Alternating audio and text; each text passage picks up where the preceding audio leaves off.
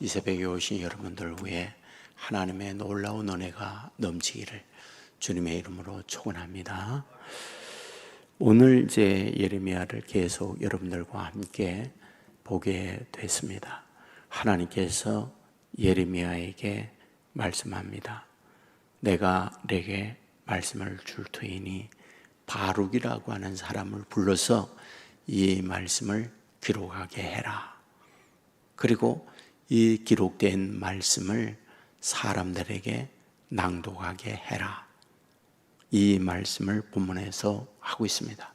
3절 말씀에 보면 유다 가문이 내가 그들에게 내리려 한 모든 재난을 듣고 각기 악한 길에서 돌이키리니 그리하면 내가 그 악과 죄를 용서하시리라. 이렇게 말씀합니다. 다시 말하면 너희가 회개하고 돌아서면 너희를 용서하겠다. 이러한 말씀을 하게 된 거죠. 그래서 4절에 보면 바룩을 불러서 기록하게 합니다. 그리고 5절에 보면 예레미야가 감옥에 갇혀있는 구금된 상태에 있는데 6절에 보면 성전에 들어가 금식일에 모인 사람들에게 다 듣도록 낭독을 하게 됩니다. 바로 이와 같이 낭독을 하게 될 때 그 안에는 고관들이 있었습니다. 그 고관들이 낭독하는 하나님의 말씀을 듣고는 그 두루마리를 가지어 오라고 하고, 또한 이것이 누구에게서 온 것이냐, 예레미야로부터 온 것이다 라고 했을 때에 그 고관은 바룩에게 이야기를 하게 되죠. 너와 예레미야는 속히 남들이 모르는 곳 은밀한 곳에 가서 숨어 있으라. 이렇게 말을 하게 됩니다. 그 이후에 20절 이하에 보면 그 두루마리를 서기관 엘리사마의 방에 보관을 하고 있는데 이 소식을 누가 들었느냐? 왕이 듣게 됩니다. 그래서 예후대를 보내서 두루마리를 가져다가 왕 앞에서 그 말씀을 낭독하게 됩니다. 때마침 겨울이었습니다. 나루를 찌면서 이제 그 두루마리의 말씀을 낭독하게 될 때에 두서너 페이지를 읽고 나면은 왕이 그 두루마리를 가위로 잘라다가 난로에 집어넣어서 불살랐다, 태워버렸다 라고 기록을 하게 되죠. 바로 이 소식을 예레미야가 듣게 됩니다. 그리고는 예레미야가 반드시 너는 망하게 되어지고 이 땅을 멸하게 되리라. 그리고 너는 시체가 되어질 것이다 라고 하는 말씀을 하는 것, 이것이 오늘 본장의 내용입니다. 우리가 이 말씀을 보면서 어떤 생각이 됩니까? 하나님께서 예레미야를 통하여 주신 말씀을 바룩이 이제 당신은 양피지, 지금과 같이 종이로 되어 있지 않고 양 가죽에다가 성경을 기록할 때이기 때문에 양피지에 말씀을 기록해 놓은 거죠. 그것을 잘라다가 불태웠다, 이런 말이 되죠. 그런데 그 기록된 말씀은 똑같아요. 성전에 들어가서 바룩이 말씀을 외칠 때에 이 말씀대로 우리가 하나님 앞에 바르게 서야 하는구나, 이것을 아는 것, 이 소식을 왕이 듣고 그 말씀을 그대로 갖다가 왕 앞에 낭독하게 될 때 왕은 그 양피를 잘라서 불에 태우고 있다, 이 말씀을 하고 있는 거죠. 똑같은 말씀인데 어떤 이들은 그 말씀 앞에서 무릎을 꿇고 조아리지만은 어떤 이는 그 말씀이 나의 귀에 거스린다, 나에게 맞지 않는다, 그래서 그 말씀을 잘라 불에 태우고 있구나 라고 하는 것을 발견하게 됩니다. 여러분, 이 부분은 똑같아요. 사도행전에도 보면 이런 예가 있잖아요. 베드로가 말씀을 전할 때에 이 말씀을 들었던 많은 분들이 우리가 어찌할꼬 가슴에 찔리고 마음에 찔려서 회개하고 그날에 돌아온 수가 3,000이나 더하더라. 성경은 이와 같이 기록하는 걸 보게 됩니다. 하지만 그 이후에 사도행전 7장 8장에 가게 되어지면 어떤 말씀이 나옵니까? 스데반이 말씀을 전하게 되어질 때 이 말씀을 들었던 사람들이 똑같이 말씀에 듣고 찔리는데 마음에 찔렸던 그들이 어떻게 하느냐? 성경을 보면 당시 사람들이 이 스데반을 돌로 쳐 죽이고 있다, 이렇게 기록하고 있는 걸 봅니다. 똑같은 말씀인데 어떤 사람들은 회개하고 돌아오는 사람이 있는가 하면 어떤 사람들은 마음에 찔려서 돌로 쳐 죽이는 사람들이 있구나 라고 하는 말씀이죠. 왜 그럴까요? 이유가 뭡니까? 이 부분에 대하여 예수님께서 오셨을 때의 예수님에 대한 반응도 똑같습니다.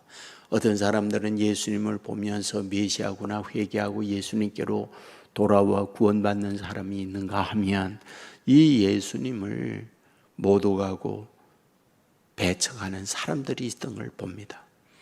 요한복음 1장 11절에 보면 자기 땅에 오매 자기 백성이 영접하지 아니했다, 이렇게 기록하고 요한복음 3장 19절 이하에 보면 그 정죄는 이것이니 곧 빛이 세상에 왔으되 사람들이 자기의 행위가 악함으로 빛보다 어두움을 더 사랑한 것이니라. 악을 행하는 자마다 빛을 미워하여 빛으로 오지 아니하나니 이는 그 행위가 드러날까 하며. 똑같습니다. 예수님께서 오셨을 때에 뭐라고요? 행위가 악함으로 빛보다 어두움을 더 사랑했다. 똑같습니다. 더러움이 있을 때에 빛이 있으면 더러움이 드러나기 때문에 어두움에 그 더러움을 감추고자 하는 것이 인간의 똑같은 심정이다, 이런 말이죠. 우리가 말씀의 거울 앞에 자신을 비추면서 자신을 성찰하고 자신의 더러움을 씻고 자신의 모난 부분을 깨고 그리하여 주의 형상을 닮아간다는 것, 이건 복중의 복입니다. 놀라운 것은 말씀이 나를 다스리고 나를 주장하여 나가게 하면 어떤 일이요? 그 말씀이 나를 능력의 사람으로, 말씀이 나를 힘 있는 사람으로, 말씀대로 내 인생을 끌어가도록 만드신다. 이것이 성경이 우리를 향한 약속이에요. 이 새벽에도 나와서 우리가 하루를 기도하고 찬송하고 말씀을 들으면서 시작하게 될 때에 아주 중요한 부분은 늘 말씀의 거울 앞에서 자신을 비추는 하나님의 사람들이 되어야 한다. 이 사실을 믿으시기를 주의 이름으로 축원합니다. 여러분, 말씀은 뭔가요? 심령 골수를 쪼개는 예리한 칼날이라고 그랬잖아요. 그러니까 우리 말씀의 칼날 앞에서 나를 늘 더러운 암덩어리를 제거하고 있어서는 안 될 우리의 죄악들을 제거하고 하나님 앞에 온전히 선다고 한다면 하나님께서 이 같은 저와 여러분을 이 시대에 존귀하게 사용하여 세상을 변화시키고 세상을 구원케 하는 역사가 나타나게 한다. 이 사실을 믿으시기를 주의 이름으로 축원합니다. 기도하겠습니다. 은혜로우신 아버지 하나님, 잠든 우리를 깨워주시고 오늘부터 새벽기도회가 새로 시작이 되어지는데 주의 전으로 우리를 인도해 주시니 감사함을 드립니다. 아버지 앞에 나와 기도하는 주의 자녀들을 하나님이 아십니다. 일일이 저들의 형편을 굽어 살펴주시고 하늘의 귀한 은혜들을 내려 주시기 원합니다. 우리가 말씀을 보았습니다.